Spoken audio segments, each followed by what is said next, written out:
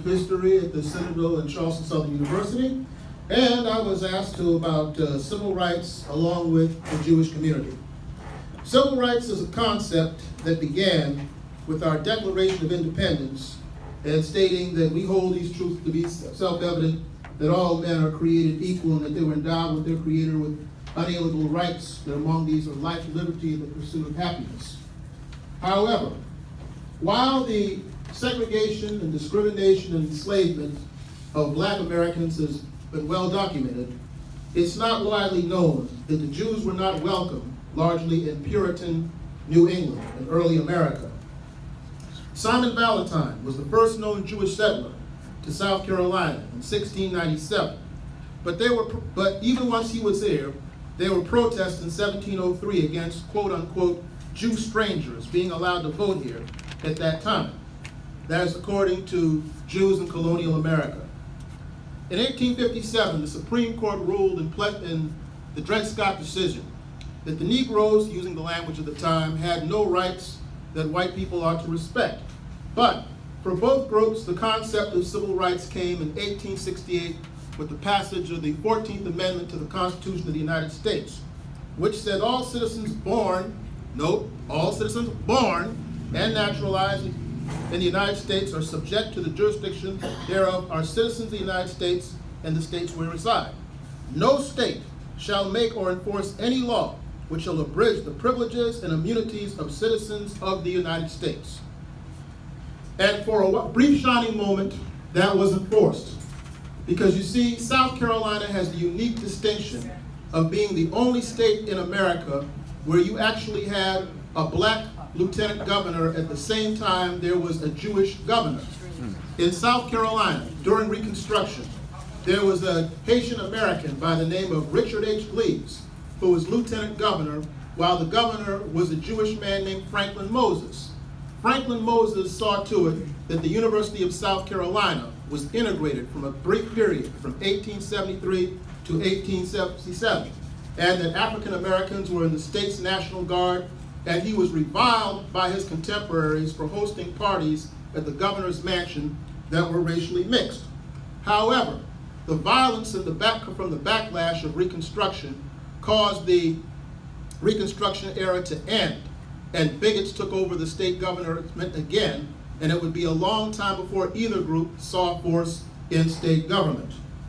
After this, the violent persecution and pogroms of Jews in early Russia as well as Poland, in Tsarist Russia and Poland, caused an influx of more Jews to the United States of America.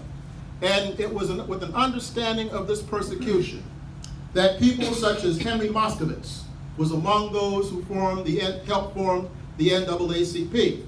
And people like Julius Rosenwald joined up with Booker T. Washington to form the Rosenwald schools that helped educate African Americans in the South who would otherwise not have been able to go to schools. And it was also in a sort of response to this that when Jews were coming here during the Nazi Holocaust, some of the few colleges that welcomed them without quotas were the Black colleges of America. It is why the stories of how people such as Abraham Heschel joined forces with Dr. King along with Stanley Levinson, and how people such as Michael Schwerner and Andrew Goodman give their lives as part of the civil rights struggle. Those stories are well known, but I'm one who likes to tell people, who likes to share with people things that are not always common knowledge. And with that, I'd like to add a couple of personal experiences along with this. Some time ago, I was at a January 1st New Year's Day party where some African Americans were on one end of the table along with whites. Myself and another African American lady were in the middle of the table, and some Jewish people were at the end of the table.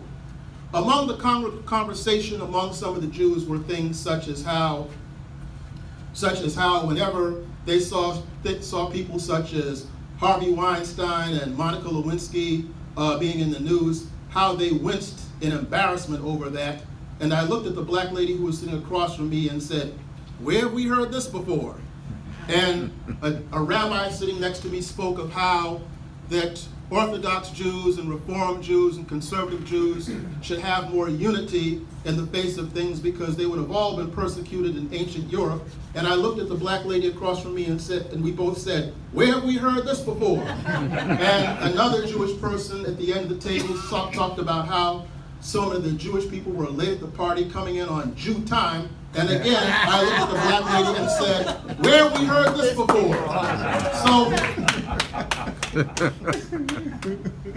my best way of summing that story up in the interest of time is as follows. After the tragic incident at Mother Emanuel, I was in that march with several thousand people toward Mother Emanuel AME Church.